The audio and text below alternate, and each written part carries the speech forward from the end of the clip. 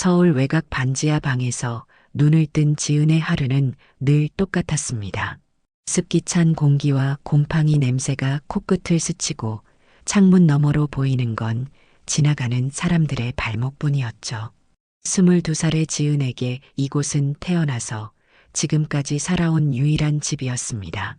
지은아, 일어났니? 어머니 미경의 목소리가 부엌에서 들려왔어요. 벌써 오전 6시였습니다. 미경은 새벽부터 일어나 도시락을 싸고 있었죠. 오늘도 병원 가사도우미 일을 하러 가야 했거든요. 지은은 이불을 걷어차며 일어났습니다. 대학교 2학년에 재학 중이지만 등록금 때문에 휴학한 지 벌써 6개월째였어요. 어머니 혼자서는 도저히 감당할 수 없는 생활비와 학비 때문이었습니다. 엄마, 오늘도 강남 쪽 병원이세요? 지은이 물었어요. 응, 오늘은 삼성동 큰 병원이야. 거기서 일하면 하루에 10만 원 정도는 받을 수 있거든. 미경은 지은을 바라보며 미안한 표정을 지었습니다. 미안해, 지은아. 엄마가 더 일을 잘했으면 내가 이렇게 고생하지 않았을 텐데. 지은의 가슴이 먹먹해졌어요. 어머니는 늘 이런 식으로 자신을 탓했습니다. 하지만 지은이 정말 알고 싶었던 건 다른 것이었죠. 엄마, 저 정말 아빠에 대해서 아무것도 모르고 살아야 하는 거예요? 지은의 목소리에는 간절함이 묻어났습니다. 다른 친구들은 다 아빠가 있는데 왜 저만 혼자 이렇게 살아야 하는지 모르겠어요. 미경의 손이 잠시 멈췄습니다. 도시락을 싸던 손이 미세하게 떨리는 것을 지은은 놓치지 않았어요. 지은아, 때가 되면 다 말해줄게. 지금은 아직 때가 아니야. 미경의 대답은 늘 똑같았습니다. 지은은 한숨을 내쉬었어요. 고등학교 시절부터 지금까지 수없이 들어온 말이었습니다. 언제가 그때인지, 왜 자신만 아버지에 대해 알 권리가 없는 건지 답답했죠. 미경은 지은에게 다가와 어깨를 토닥였습니다. 우리 딸, 조금만 더 참아. 엄마가 열심히 일해서 너 대학 복학시켜줄게. 그리고 미경은 잠시 망설이더니 말을 이었어요. 엄마가 가지고 있는 건 이것뿐이야. 미경이 꺼내 보인 것은 묘한 문양이 새겨진 목걸이였습니다. 은색 체인에 달린 펜던트에는 복잡한 기하학적 무늬가 새겨져 있었어요. 지은은 그 목걸이를 본 적이 있었습니다. 어머니가 가끔 꺼내서 바라보곤 했거든요. 이게 뭐예요? 지은이 호기심 어린 눈으로 물었습니다. 이건 내 아빠와 관련된 유일한 물건이야. 언젠가 너에게 줄 거였는데 아직은 때가 아닌 것 같아서. 미경은 목걸이를 다시 서랍 깊숙이 넣어두었어요. 지은의 마음속에는 더 많은 의문이 생겨났습니다. 그 목걸이에는 어떤 비밀이 숨겨져 있는 걸까요? 왜 어머니는 아버지에 대한 이야기를 그토록 피하려고 하는 걸까요? 엄마, 진짜 언제 말해주실 거예요? 저도 22살인데 제 아빠가 누군지 알 권리가 있지 않나요? 지은의 목소리에는 절박함이 배어 있었습니다. 미경은 지은의 얼굴을 애틋하게 바라보았어요. 지은아, 어떤 진실은 알고 나면 돌이킬 수 없어. 엄마가 너를 보호하고 싶어서 그러는 거야. 보호요? 무엇으로부터요? 지은이 다그쳤습니다. 하지만 미경은 더 이상 대답하지 않았어요. 대신 지은을 꼭 안아주었습니다. 우리 딸, 엄마 믿고 조금만 더 기다려줘. 약속할게. 때가 되면 모든 걸 말해줄게. 지은은 어머니의 품에 안겨 있으면서도 마음 한구석이 허전했습니다. 22년 동안 아버지 없이 살아오면서 느꼈던 결핍감은 나이가 들수록 더 커져만 갔거든요. 친구들이 아버지와 함께 찍은 사진을 자랑할 때 졸업식에서 양쪽 부모님과 함께 사진을 찍는 모습을 볼 때마다 지은의 가슴은 아팠습니다. 엄마가 일 다녀오면 저녁에 맛있는 거 해줄게. 미경이 가방을 매며 말했어요. 조심히 다녀오세요. 지은이 대답했지만 목소리에는 힘이 없었습니다. 어머니가 나간 후 혼자 남은 지은은 그 서랍을 바라보았어요. 그 안에 있는 목걸이가 자신의 운명을 바꿀 열쇠라는 걸 그때는 몰랐습니다. 단지 아버지에 대한 궁금증만이 마음속에서 점점 더 커져갔을 뿐이었죠. 지은의 평범했던 일상에 균열이 생긴 것은 어느 화요일 오후였습니다. 대학교 휴학 후 편의점과 카페를 오가며 아르바이트를 하던 지은에게 어머니 미경으로부터 급한 전화가 걸려왔어요. 지은아, 병원에 와야겠어. 미경의 목소리는 평소와 달리 떨리고 있었습니다. 왜요? 무슨 일이세요? 지은의 가슴이 쿵 내려앉았어요. 검사 결과가 나왔는데 유방암이 재발했대. 의사 선생님이 수술을 빨리 해야 한다고 하시네. 미경은 애써 침착하게 말하려 했지만 목소리 끝이 흔들렸습니다. 지은의 머릿속이 하얘졌어요. 3년 전 어머니가 유방암 수술을 받을 때도 이런 기분이었습니다. 다행히 조기 발견으로 완치 판정을 받았는데 이제 다시 재발이라니. 지은아, 괜찮아. 이번에도 잘 치료받으면 돼. 미경이 오히려 지은을 달래려 했어요. 하지만 지은은 알고 있었습니다. 수술비와 항암 치료비가 얼마나 많이 드는지를요. 3년 전에도 어머니의 치료비 때문에 온 가족이 빚더미에 앉았었거든요. 그날부터 지은의 삶은 완전히 바뀌었습니다. 대학교는 당연히 휴학 연장을 신청했고 아르바이트도 2개에서 3개로 늘렸어요. 오전에는 편의점, 오후에는 카페, 저녁에는 치킨집에서 배달 일을 했습니다. 지은아, 너무 무리하지 마. 엄마가 괜찮아질 거야. 병원 침대에 누워있는 미경이 걱정스러운 표정으로 말했어요. 엄마, 걱정 마세요. 제가 다 해결할 수 있어요. 지은은 밝게 웃으며 대답했지만 실제로는 매일 밤 계산기를 두드리며 늘어나는 병원비와 생활비를 걱정하고 있었습니다. 수술은 성공적으로 끝났지만 이후 항암 치료가 시작되면서 비용은 눈덩이처럼 불어났어요. 한 달에 500만 원씩 나가는 치료비를 감당하기 위해 지은은 잠을 줄여가며 일했습니다. 언니, 너무 무리하는 거 아니야? 얼굴이 완전 파리해졌어. 카페에서 함께 일하는 후배 소영이 걱정스럽게 말했어요. 괜찮아. 이 정도는 할 수 있어. 지은은 억지로 미소를 지었지만 거울 속 자신의 모습은 확실히 초췌해져 있었습니다. 그런데 불행은 연달아 찾아왔어요. 어머니의 상태가 갑자기 악화된 것입니다. 항암 치료 부작용으로 몸무게가 10kg이나 빠지고 면역력이 떨어져 폐렴까지 생겼어요. 환자분 상태가 많이 안 좋아졌네요. 중환자실로 옮겨야겠습니다. 담당 의사의 말에 지은의 세상이 무너지는 것 같았어요. 중환자실 비용은 하루에 30만 원이었습니다. 지은이 3개의 아르바이트를 해도 감당하기 어려운 금액이었죠. 엄마, 꼭 나으셔야 해요. 저 혼자 두고 가시면 안 돼요. 지은은 중환자실 창문 너머로 의식을 잃고 누워있는 어머니를 바라보며 눈물을 흘렸습니다. 하지만 미경의 상태는 계속 악화되었어요. 의사들도 더 이상 희망적인 말을 하지 않았습니다. 보호자분과 상담을 해야겠습니다. 담당 의사가 지은을 별도의 상담실로 불렀어요. 환자분 상태가 많이 위중합니다. 각오를 하셔야 할 것 같아요. 의사의 말에 지은의 다리에 힘이 빠졌습니다. 그럼 얼마나? 지은은 떨리는 목소리로 물었어요. 길어야 한 달 정도로 보입니다. 지은은 그 말을 듣는 순간 정말로 세상이 끝나는 기분이었어요.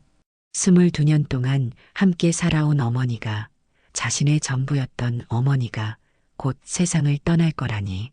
마지막 한 달 동안 지은은 어머니 곁을 지켰습니다. 아르바이트도 모두 그만두고 병원에서 살다시피 했어요. 가끔 의식을 되찾는 어머니와 마지막 대화를 나누기 위해서였죠. 지은아, 엄마가 미안해. 미경이 산소 마스크 너머로 힘겹게 말했어요. 엄마 미안하다는 말 하지 마세요. 엄마가 저한테 해준 게 얼마나 많은데요. 지은은 어머니의 손을 꼭 잡았습니다. 서랍 안에 있는 목걸이. 그걸 꼭 간직해. 언젠가 내게 도움이 될 거야. 미경이 마지막 힘을 짜내며 말했어요. 엄마, 그 목걸이가 뭔지 이제 말해주세요. 제발이요. 지은이 간절히 부탁했습니다. 하지만 미경은 더 이상 대답할 수 없었어요. 그 다음날 새벽 미경은 조용히 숨을 거두었습니다. 장례식장은 한산했어요. 친척도 없고 친구도 많지 않았던 미경의 마지막 길을 배웅하는 사람은 몇 명 안 되었습니다. 지은은 홀로 어머니를 보내야 했어요. 집으로 돌아온 지은은 어머니가 마지막으로 당부했던 그 서랍을 열었습니다. 그 안에는 묘한 문양의 목걸이가 들어 있었어요. 지은은 그 목걸이를 목에 걸었습니다. 어머니가 남긴 유일한 유품이자 아버지와 연결된 유일한 단서였으니까요. 하지만 지은은 몰랐습니다. 그 목걸이가 자신의 인생을 완전히 바꿔놓을 운명의 열쇠라는 것을요. 어머니의 장례를 치른 후 석 달이 흘렀습니다. 지은은 깊은 우울 속에서도 살아가기 위해 애썼어요. 장례비와 병원비로 생긴 빚 때문에 반지하 방조차 빼앗길 위기에 처했지만 다행히 강남역 근처 카페에서 매니저 자리를 얻을 수 있었습니다. 지은 씨, 오늘도 고생 많으셨어요. 사장인 김 사장이 마감 정리를 하는 지은에게 말했어요. 괜찮습니다. 일이 있어야 정신이 팔리거든요. 지은은 어머니가 남겨준 목걸이를 만지작거리며 대답했습니다. 어머니를 잃은 슬픔은 여전했지만 일에 몰두할 때만큼은 그 아픔을 잊을 수 있었거든요. 그 목걸이는 이제 지은에게 어머니를 기억하는 유일한 방법이 되었어요. 매일 목에 걸고 다니면서 어머니와의 추억을 떠올렸습니다. 어느 금요일 저녁, 평소와 다름없이 카페에서 일하던 지은에게 끔찍한 일이 벌어졌어요. 마감 시간이 다가오는데 술에 취한 듯한 중년 남성이 들어왔습니다. 야, 여기 아직 안 닫았지? 커피 한 잔 줘. 그 남성은 비틀거리며 카운터로 다가왔어요. 죄송하지만 저희 마감 시간이 지났어서. 지은이 정중하게 말했지만 그 남성은 갑자기 화를 내기 시작했습니다. 뭐? 마감? 불 다 켜져 있는데 마감이 뭔 개소리야. 그는 목소리를 높이며 욕설을 퍼부었어요. 손님, 조용히 해주세요. 다른 손님들이 불편해하고 계세요. 지은이 차분하게 말했지만 소용없었습니다. 카페 안에는 아직 몇 명의 손님들이 남아 있었어요. 한쪽 구석에서는 노트북으로 작업을 하는 젊은 남성이 있었고 창가 자리에는 중년의 신사가 혼자 커피를 마시고 있었습니다. 이 계집애가 감히 나한테 대들어? 술 취한 남성이 갑자기 지은의 팔을 거칠게 잡았어요. 놓으세요. 지은이 소리쳤지만 그 남성은 더욱 거칠게 지은을 흔들었습니다. 바로 그 순간 창가에 앉아있던 중년 신사가 벌떡 일어났어요. 키가 180cm 정도 되는 그 남성은 단정한 정장을 입고 있었고 눈매가 날카로웠습니다. 손님, 지금 뭐 하시는 거죠? 그 신사가 낮고 위험 있는 목소리로 말했어요. 뭐야, 너 누구야? 상관없으니까 꺼져. 술 취한 남성이 대들었습니다. 하지만 그 중년 신사는 전혀 위축되지 않았어요. 오히려 한 걸음 더 다가가며 단호하게 말했습니다. 지금 당장 그분한테서 손 떼세요. 그리고 나가시죠. 뭐? 이 새끼가 진짜. 술 취한 남성이 주먹을 휘두르려 하는 순간 그 신사가 재빠르게 그의 손목을 잡았어요. 아야야야. 술 취한 남성이 비명을 질렀습니다. 조용히 나가시면 좋겠는데 경찰을 불러야 할까요? 그 신사의 목소리에는 확실한 위압감이 있었어요. 결국 술 취한 남성은 중얼거리며 카페를 나갔습니다. 지은은 가슴을 쓸어내리며 그 신사에게 인사했어요. 정말 감사합니다. 큰 도움이 되었어요. 괜찮습니다. 다치신 데는 없나요? 그 신사가 지은을 걱정스럽게 바라보았어요. 네, 괜찮습니다. 정말 고마워요. 어떻게 보답을? 지은이 말하는 도중에 그 신사의 시선이 지은의 목에 머물렀습니다. 더 정확히는 지은이 목에 걸고 있는 목걸이에 시선이 고정되었어요. 그 신사의 얼굴이 갑자기 하얗게 변했습니다. 그 목걸이, 그의 목소리가 떨리기 시작했어요. 네, 이 목걸이가 어떻게... 지은이 목걸이를 만지며 물었습니다. 그 신사는 몇 걸음 뒤로 물러나며 지은을 자세히 바라보았어요. 그의 눈에는 믿을 수 없다는 표정이 가득했습니다. 실례지만 성함이 어떻게 되세요? 그가 조심스럽게 물었어요. 김지은이라고 합니다. 김지은. 그리고 어머님 성함은? 그의 목소리가 더욱 떨렸습니다.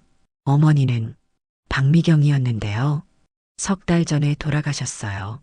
지은의 목소리도 슬픔에 잠겼습니다. 그 순간 그 신사가 주저앉을 뻔했어요. 가까스로 의자를 잡고 앉으며 말했습니다. 박미경, 정말 박미경이라고 하셨나요? 네, 맞습니다. 혹시 저희 어머니를 아시나요? 지은의 심장이 빨리 뛰기 시작했어요. 그 신사는 한참 동안 말을 잇지 못했습니다. 그러더니 떨리는 손으로 명함을 꺼내 지은에게 건네었어요. 제 이름은 류태성입니다. 그리고 그가 깊은 숨을 쉬며 말을 이었어요. 그 목걸이, 제가 만든 겁니다. 네, 뭐라고요? 지은이 깜짝 놀라며 물었어요. 그 목걸이에 새겨진 문양. 그건 제가 직접 디자인해서 만든 거예요. 23년 전에 제 아이에게 주려고 만든 거였습니다. 지은의 머릿속이 혼란스러워졌어요.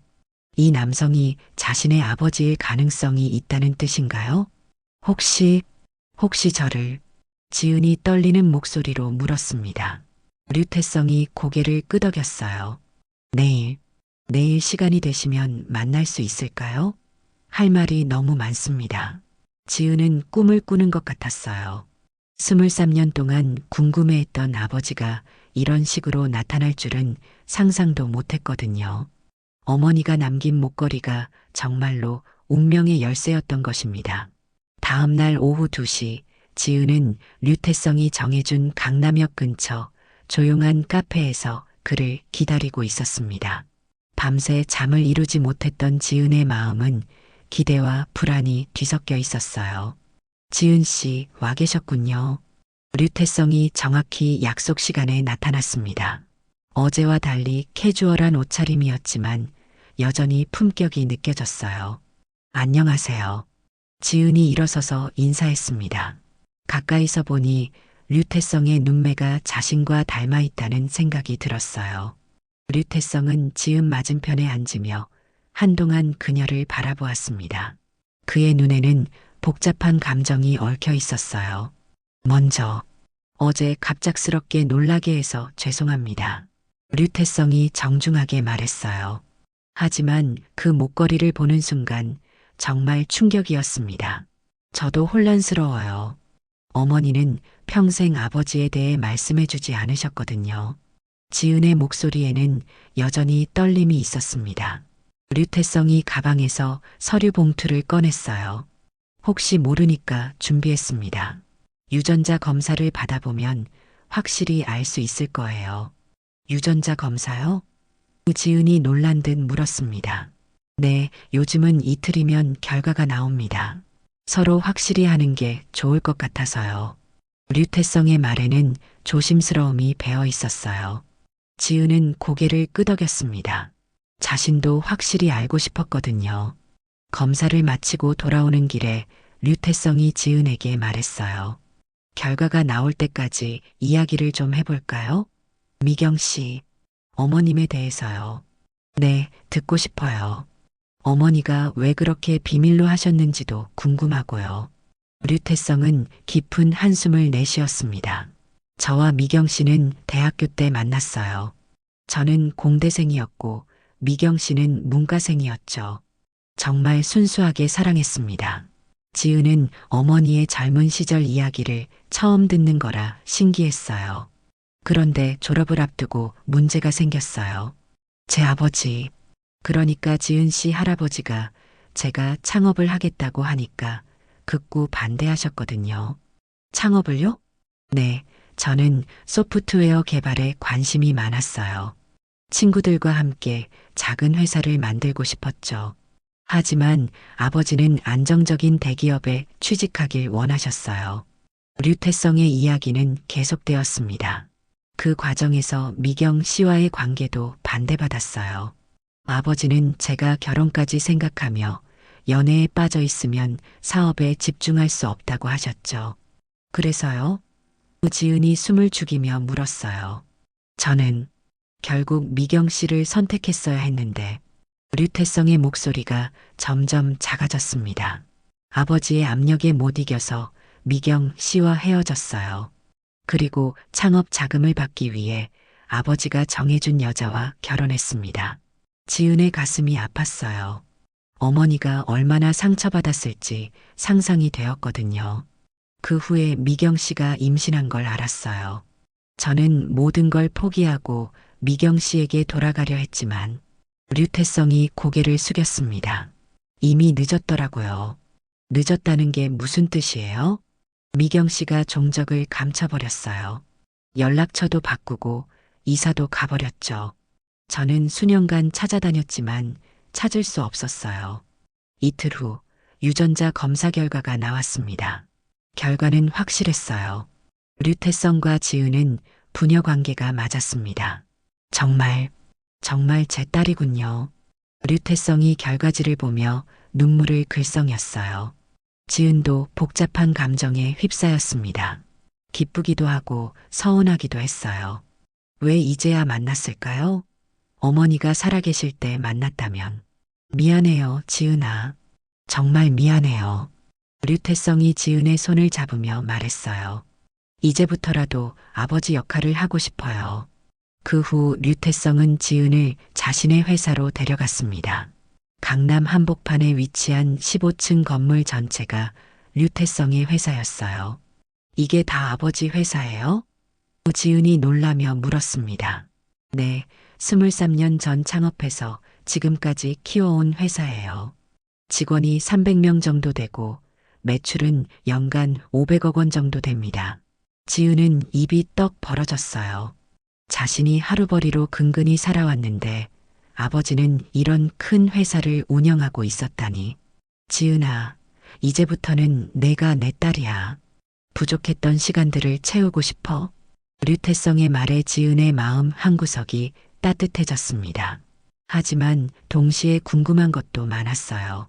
류태성이 결혼한 여자는 어떻게 되었는지, 다른 자녀는 없는지, 그리고 이제 자신은 어떻게 살아가야 하는지. 아버지. 지은이 처음으로 류태성을 아버지라고 불렀어요. 정말 많이 궁금한 게 있어요. 시간은 충분해. 천천히 다 알아가자. 류태성이 따뜻하게 웃으며 대답했습니다.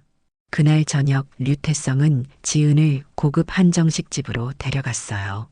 23년 만에 첫 부녀 식사였습니다. 지은은 이런 곳에 와본 적이 없어서 긴장했지만 류태성이 자상하게 배려해 주었어요. 지은아, 앞으로 대학교도 복학하고 하고 싶은 공부 다 해. 아버지가 다 지원해 줄게. 지은의 눈에 눈물이 고였습니다. 어머니가 돌아가신 후 절망뿐이었던 삶에 갑자기 희망이 생긴 기분이었어요. 하지만 지은은 아직 몰랐습니다. 이 새로운 시작이 예상치 못한 복수의 기회로 이어질 거라는 것을요.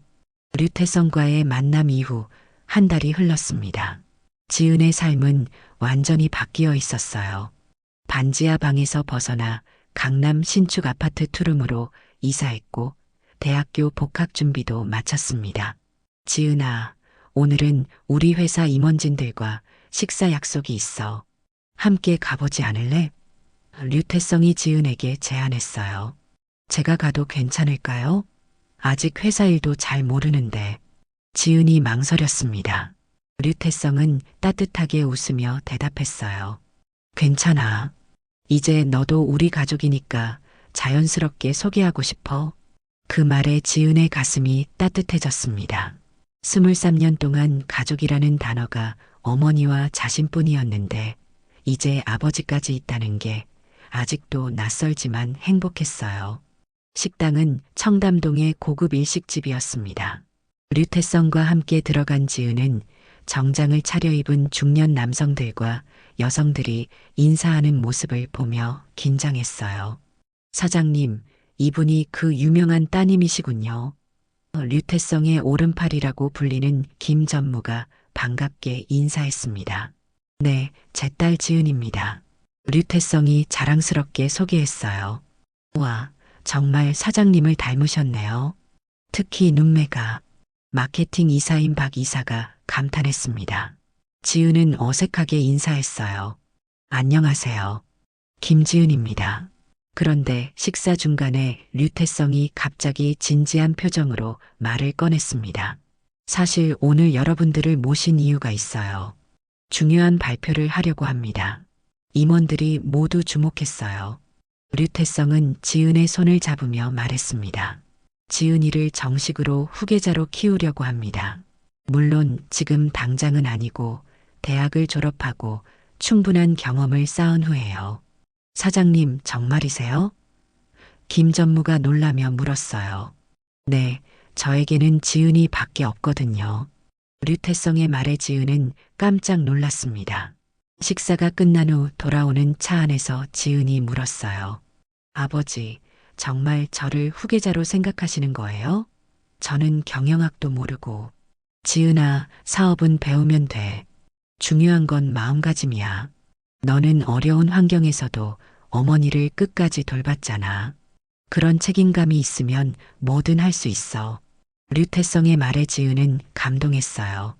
자신을 이렇게 믿어주는 사람이 있다는 게 신기했습니다. 그런데 아버지는 다른 가족은 없으세요? 전에 말씀하신 그 결혼. 류태성의 표정이 잠시 어두워졌어요. 아, 그 이야기구나. 사실 이혼했어. 5년 전에. 아이는 없었나요? 없었어. 그 사람도 사업상 결혼이라는 걸 알고 있었거든. 서로 감정적인 교감이 없었지. 류태성이 한숨을 쉬며 말했어요. 그럼 정말 저밖에 없는 거네요. 그래, 내가 내 전부야. 23년 늦었지만 이제라도 제대로 된 아버지가 되고 싶어. 다음 주부터 지은은 류태성의 회사에서 인턴으로 일하기 시작했습니다. 처음에는 서류 정리 같은 간단한 일부터 시작했지만 류태성은 지은에게 회사의 모든 부서를 경험해 보도록 했어요. 지은 씨, 정말 빨리 배우시네요. 신입사원들보다 훨씬 꼼꼼하세요. 인사팀 과장이 지은을 칭찬했습니다. 지은은 열심히 일했어요. 어려서부터 아르바이트를 해온 경험이 도움이 되었죠. 무엇보다 아버지가 쌓아온 회사를 이해하고 싶었습니다. 한 달 후, 류태성이 지은을 불렀어요.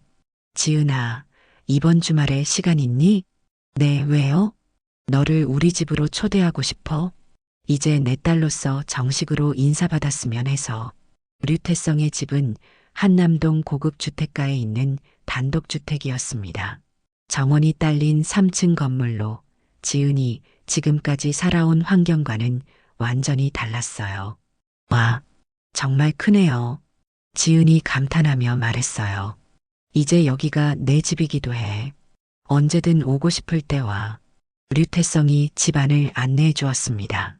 거실에는 비싼 가구들과 예술 작품들이 배치되어 있었고 2층에는 지은을 위한 방도 따로 마련되어 있었어요.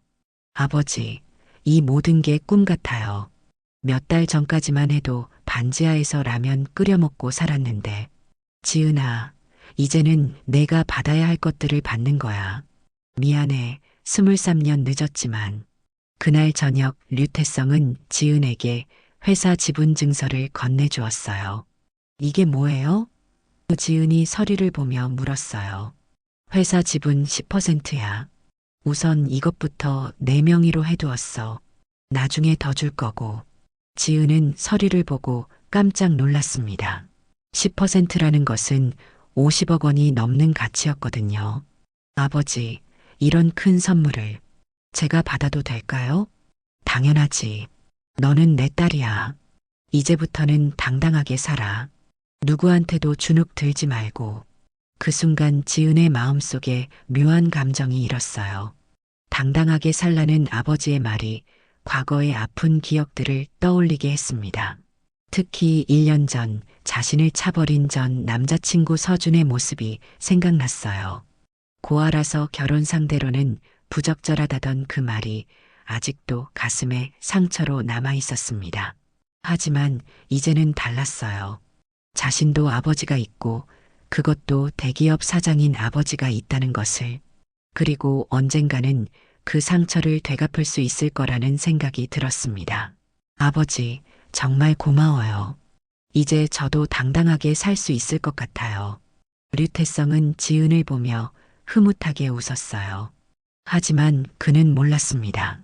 지은의 마음속에 복수의 씨앗이 자라고 있다는 것을요.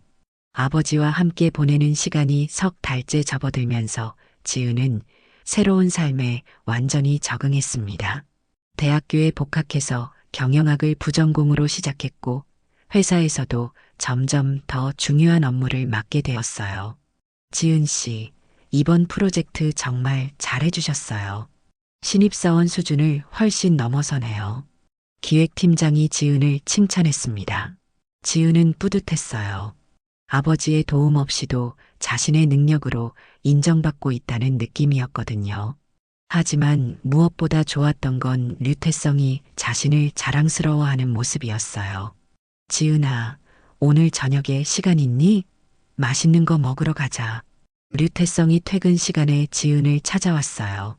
네, 좋아요. 지은이 밝게 대답했습니다. 그런데 강남역 근처 레스토랑으로 향하던 중 지은의 발걸음이 갑자기 멈췄어요. 저 앞에서 익숙한 실루엣이 보였거든요. 지은아? 뒤에서 누군가 지은의 이름을 불렀습니다. 지은이 돌아보니 1년 전 자신을 차버린 전 남자친구 서준이 서 있었어요. 서준은 여전히 잘생긴 외모를 하고 있었지만 지은에게는 더 이상 설레는 존재가 아니었습니다. 서준 씨, 지은이 차갑게 인사했어요. 와, 진짜 지은이네. 오랜만이야. 어떻게 지냈어? 서준이 반갑다는 듯이 다가왔지만 지은의 차가운 반응을 보고 당황했어요. 그냥 잘 지냈어요. 지은이 간단히 대답하려는 순간 류태성이 다가왔습니다. 지은아, 친구니? 류태성이 자연스럽게 물었어요. 서준은 류태성을 보고 눈을 크게 떴습니다. 비싼 정장을 입고 고급스러운 분위기를 풍기는 중년 남성이 지은과 함께 있다니 믿어지지 않았거든요. 아, 안녕하세요. 서준이 어색하게 인사했어요. 아버지, 소개할게요. 대학교 선배인 서준 씨예요. 서준 씨, 제 아버지 류태성입니다. 지은이 의도적으로 아버지라는 말을 강조했어요. 서준의 얼굴이 하얗게 변했습니다. 아버지라고? 지은이 고아가 아니었단 말인가요? 아, 아버님이시군요. 처음 뵙겠습니다. 서준이 당황하며 인사했어요.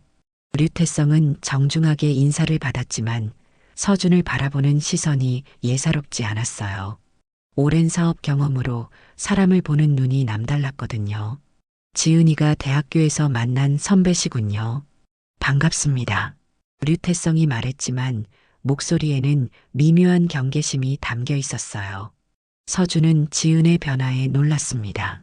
1년 전과는 완전히 다른 모습이었거든요. 옷차림부터 시작해서 전체적인 분위기가 고급스러워져 있었어요. 그리고 무엇보다 그 옆에 서 있는 남성의 포스가 예사롭지 않았습니다. 지은아, 요즘 어떻게 지내? 연락도 안 되고. 서준이 조심스럽게 물었어요. 바빠서요. 회사 일도 하고 대학교도 다니고. 지은이 담담하게 대답했어요. 회사? 어디서 일해? 서준의 호기심이 발동했습니다. 태성그룹에서 인턴을 하고 있어요. 지은이 자연스럽게 대답했어요. 서준이 깜짝 놀랐습니다. 태성그룹이라면 업계에서 유명한 중견기업이었거든요. 그런데 지은이 거기서 일한다고? 태성그룹이요? 정말이에요? 서준의 목소리가 떨렸어요. 류태성이 미소를 지으며 말했어요. 제가 태성그룹 대표입니다. 지은이는 저희 회사에서 일하고 있어요. 그 순간 서준의 세상이 무너지는 것 같았어요. 자신이 고아라서 결혼 상대로 부적절하다며 차버린 지은이 알고 보니 대기업 사장의 딸이었다니. 그럼 지은이가 서준이 말을 잇지 못했어요. 네, 제 딸입니다. 23년 만에 찾은 소중한 딸이죠. 류태성이 지은의 어깨에 손을 올리며 자랑스럽게 말했어요. 서준의 얼굴이 점점 창백해졌습니다. 자신이 얼마나 큰 실수를 했는지 깨달았거든요. 지은아, 그때 일은 서준이 변명하려 했지만 지은이 차갑게 말을 끊었어요. 서준 씨, 그때 말씀하셨잖아요. 고아인 사람과는 결혼할 수 없다고. 가문의 격이 맞지 않는다고. 지은의 목소리는 차갑지만 담담했어요. 류태성의 표정이 순간 굳어졌습니다. 뭐라고 하셨다고요? 서준이 당황하며 손을 저었어요. 아, 아니에요. 그때는 제가 어려서. 괜찮아요, 아버지. 과거 일이니까요. 지은이 류태성을 진정시켰지만 그녀의 눈에는 묘한 빛이 서려 있었어요. 그날 저녁 식사 후 류태성이 지은에게 물었어요. 지은아, 그 남자가 정말 그런 말을 했니? 네. 저를 사귀면서도 결혼은 생각해 본 적 없다고 했어요. 부모님 소개도 시켜줄 수 없다고 하면서요. 류태성의 주먹이 굳게 쥐어졌어요. 그런 녀석이. 아버지, 화내지 마세요. 이제는 상관없어요. 지은이 류태성을 달랬지만 속으로는 다른 생각을 하고 있었어요. 서준아, 내가 나를 그렇게 무시했지? 이제 후회해도 늦었어. 그 순간부터 지은의 마음속에 복수 계획이 구체적으로 자리 잡기 시작했습니다.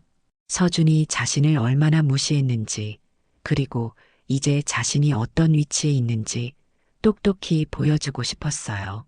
며칠 후, 지은은 서준의 소식을 조사해 보았습니다. 서준은 여전히 중소기업에서 대리로 일하고 있었고, 아직 결혼하지 않은 상태였어요. 그리고 최근에 승진 문제로 고민이 많다는 소식도 들었습니다. 완벽한 타이밍이네. 지은이 혼자 웃었어요. 지은은 아버지에게 제안했습니다. 아버지, 제가 직접 복수하고 싶어요. 그 사람이 저를 얼마나 무시했는지 똑똑히 보여주고 싶거든요. 류태성이 지은을 보며 물었어요. 어떻게 할 생각이니? 서준의 집에 찾아가서 정식으로 인사드리려고요. 예전에 저를 만나지도 못하게 했던 그 부모님들에게요. 류태성의 눈에 위험한 빛이 서렸어요. 좋은 생각이야. 아버지도 함께 가겠어. 지은과 류태성은 완벽한 복수 계획을 세우기 시작했습니다. 이제 서준과 그의 가족들이 얼마나 잘못된 판단을 했는지 뼈저리게 느끼게 해줄 시간이었어요. 복수의 날이 다가왔습니다. 지은과 류태성은 서준의 집 주소를 알아내고 완벽한 계획을 세웠어요. 토요일 오후 2시 서준의 가족들이 모두 집에 있을 시간을 노렸습니다. 지은아, 정말 괜찮겠니? 마음이 바뀌면 언제든 그만둬도 돼. 류태성이 걱정스럽게 물었어요. 아니에요, 아버지. 꼭 해야 할 일이에요. 저를 그렇게 무시했던 사람들에게 진실을 보여주고 싶어요. 지은의 목소리에는 확고한 의지가 담겨 있었습니다. 서준의 집은 강북쪽 중산층 주택가에 있는 단독주택이었어요. 류태성은 일부러 가장 고급스러운 차를 선택했습니다. 최신형 벤츠 S클래스였죠. 차에서 내린 지은과 류태성의 모습은 완벽했어요. 지은은 백화점에서 산 고급 원피스를 입고 있었고 류태성은 맞춤 정장에 명품 시계를 차고 있었습니다. 누구세요? 인터폰 너머로 중년 여성의 목소리가 들렸어요. 안녕하세요. 서준 씨와 알고 지내는 김지은이라고 합니다.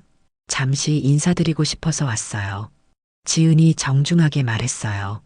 잠시 후 문이 열리고 서준의 어머니가 나타났습니다. 50대 중반으로 보이는 여성이었는데 지은과 류태성의 차림새를 보고 당황하는 기색이 역력했어요. 지은 씨라고 하셨죠? 준이가 말한 적이 있는 것 같은데. 서준의 어머니가 어색하게 말했어요. 네, 맞습니다. 제 아버지와 함께 인사드리러 왔어요. 지은이 류태성을 소개했습니다. 안녕하세요. 류태성입니다. 류태성이 명함을 건네며 정중하게 인사했어요. 서준의 어머니가 명함을 받아보는 순간 얼굴이 하얗게 변했습니다. 태성그룹 대표이사 류태성이라고 적혀 있었거든요. 어서 들어오세요. 서준의 어머니가 급히 문을 열어주었어요. 거실로 들어가니 서준과 그의 아버지가 소파에 앉아 있었습니다. 서준은 지은을 보는 순간 얼굴이 파랗게 변했어요. 어머니, 이분들이 누구세요? 서준의 아버지가 일어서며 물었어요. 여보, 이분이 태성그룹 대표님이시래. 그리고 지은이는 서준의 어머니가 말을 잇지 못했어요. 류태성이 위험 있는 목소리로 말했습니다. 안녕하세요. 저는 태성그룹을 운영하고 있는 류태성이고 이 아이는 제 딸 지은입니다. 서준의 부모님이 동시에 놀란 표정을 지었어요. 특히 서준의 어머니는 1년 전을 떠올리며 당황했습니다. 그럼 지은 씨가 대표님의 따님이시라고요? 서준의 아버지가 떨리는 목소리로 물었어요. 네, 맞습니다. 23년 만에 찾은 제 소중한 딸이죠. 류태성이 지은의 어깨에 손을 올리며 말했어요. 서준이 일어나서 어색하게 인사했습니다. 지은아. 아니, 지은 씨.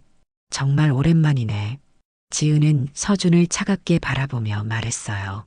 안녕하세요, 서준 씨. 오늘은 정식으로 인사드리러 왔어요.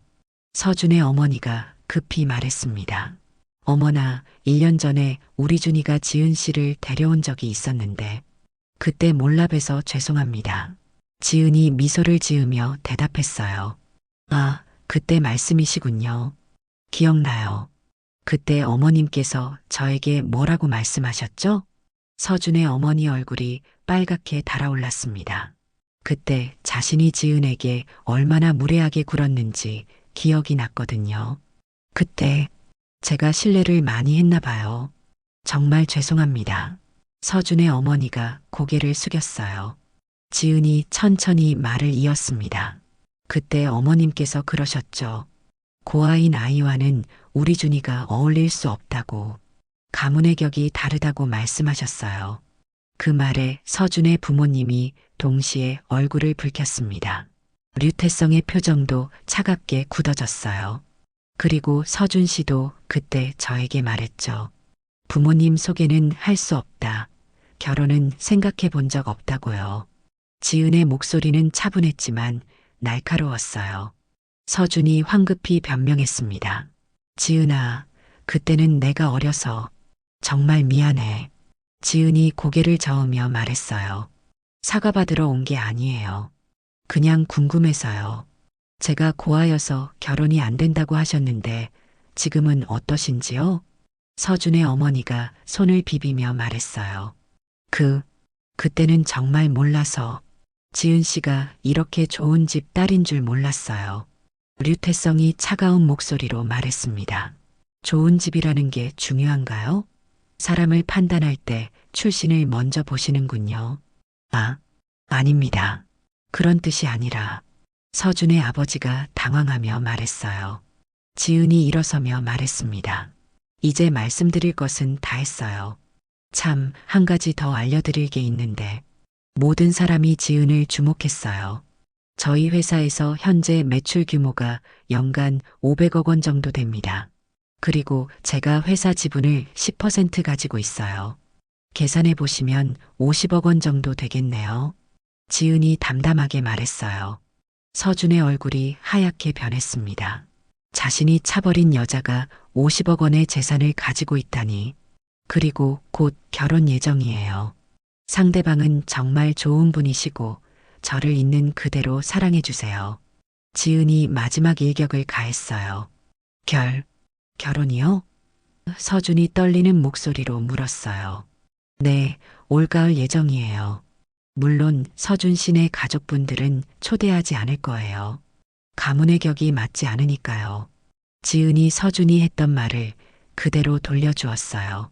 류태성이 일어서며 말했습니다. 이제 갈 시간이네요.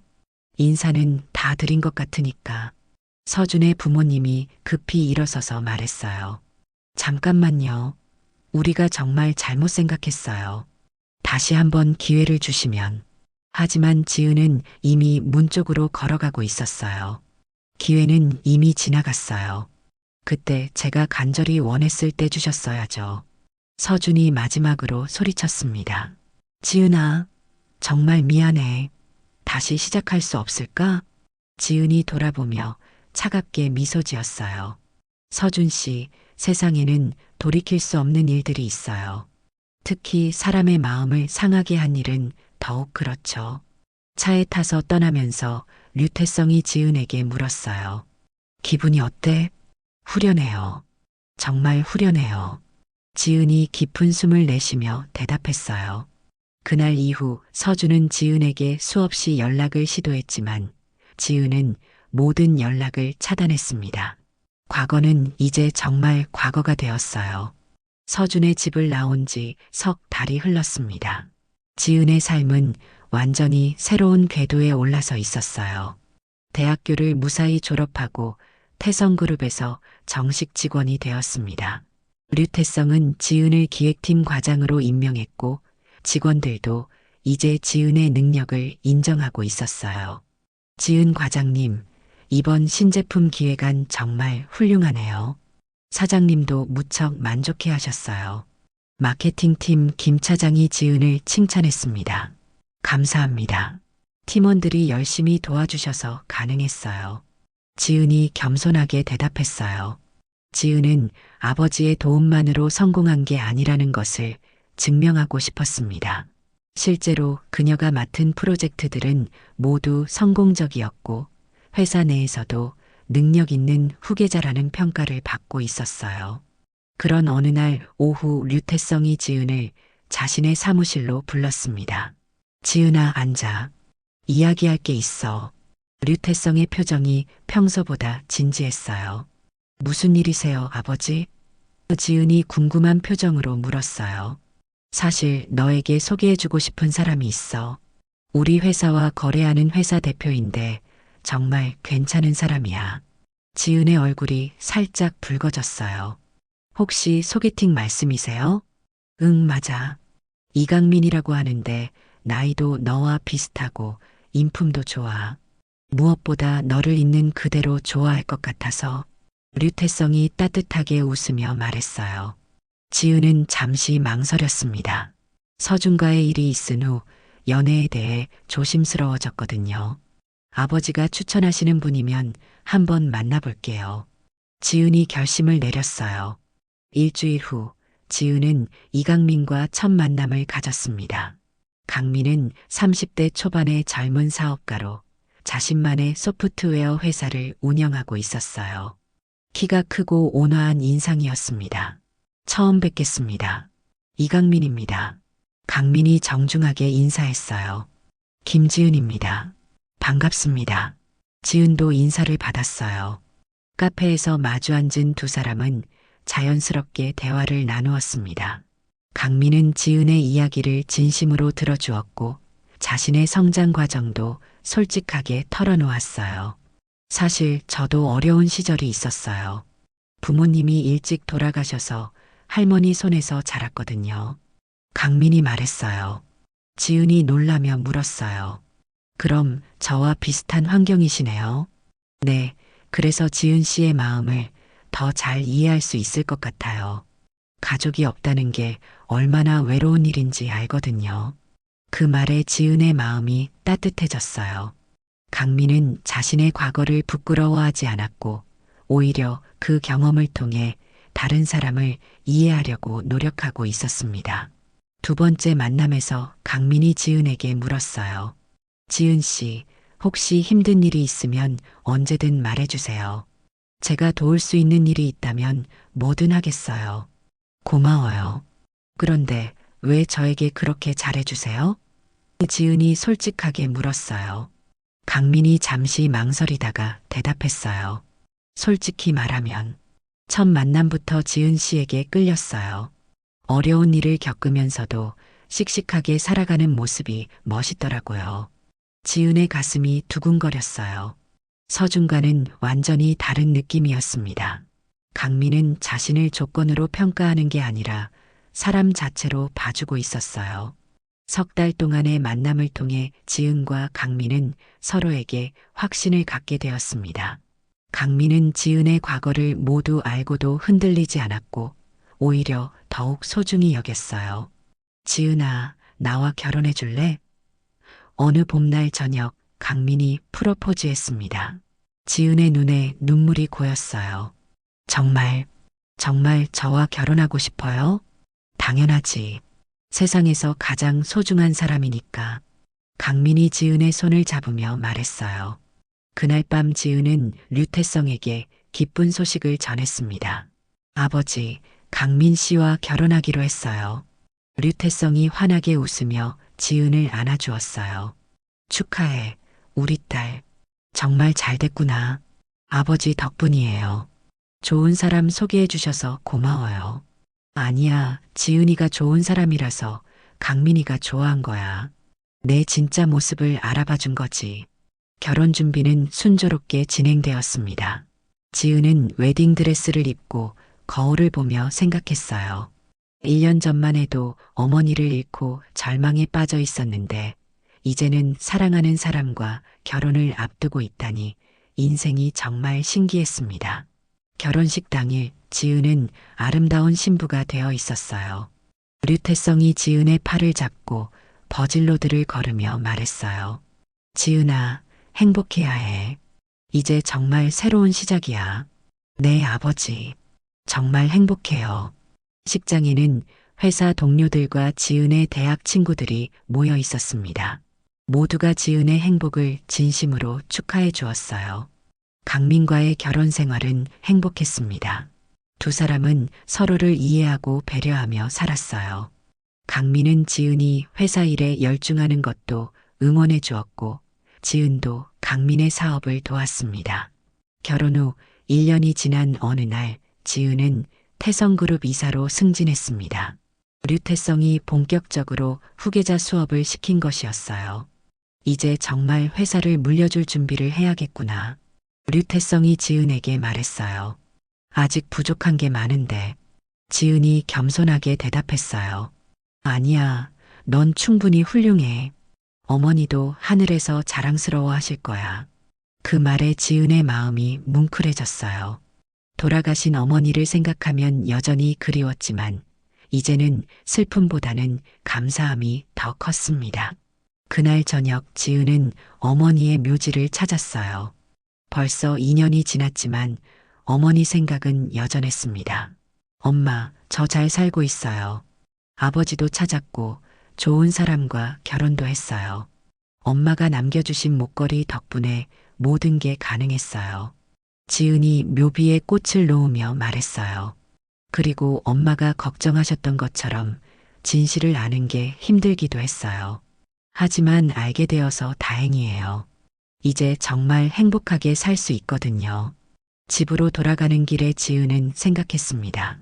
인생에는 정말 신기한 인연들이 있는 것 같았어요. 어머니가 남겨준 목걸이, 카페에서 만난 아버지, 그리고 아버지가 소개해준 강민까지 모든 게 연결되어 있었습니다. 세상에는 분명 정해진 인연이 있는 것 같아요. 기다리면 반드시 만나는 인연이 있는 것 같습니다. 지은이 혼자 중얼거렸어요. 강민이 기다리고 있는 집으로 향하는 지은의 얼굴에는 환한 미소가 피어 있었습니다. 과거의 상처는 이제 모두 치유되었고 앞으로는 사랑하는 사람들과 함께 행복한 미래를 만들어갈 일만 남았어요. 지은의 이야기는 이렇게 해피엔딩으로 끝났습니다. 때로는 인생의 가장 어두운 순간이 새로운 시작의 전환점이 되기도 하는 법이니까요. 어머니의 죽음으로 시작된 지은의 여정은 결국 진정한 사랑과 가족을 찾는 아름다운 이야기가 되었습니다.